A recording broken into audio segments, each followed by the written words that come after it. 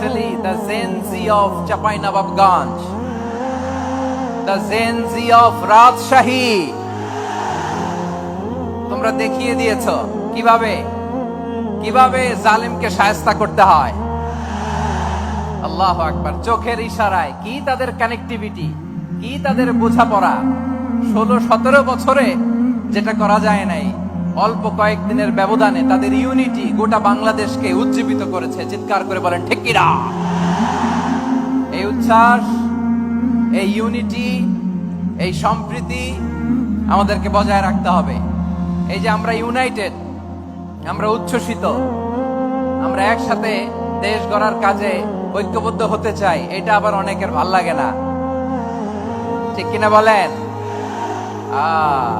আমাদের সুখ অনেকের ভালো লাগে না। নানামুখী ষড়যন্ত্র, নানামুখী ষড়যন্ত্র। এমন এক দেশের পাশে আমরা প্রতিবেশী হয়ে আসছি, আমাদের অনেক কিছু বুঝে শুনে স্টেপ ফেলতে হয়। চিল্লায় বলেন ঠিক কিনা? আমরা যদি ঐক্যবদ্ধ থাকতে পারি, কেউ আমাদের কিছু করতে পারবে না।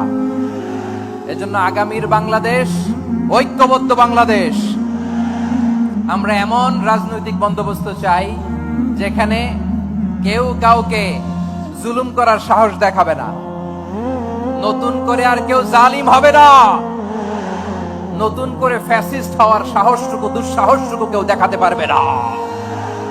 এরকম বাংলাদেশ আমরা চাই কি চাই না?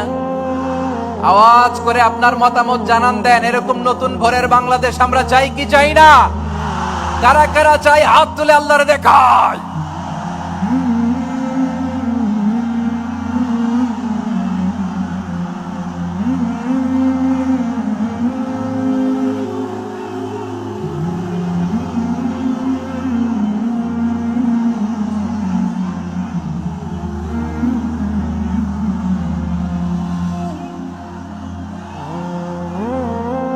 মাশাআল্লাহ, মাশাআল্লাহ। বসুন, বসুন আমার চাঁপাইনবাবগঞ্জের ভাইয়েরা।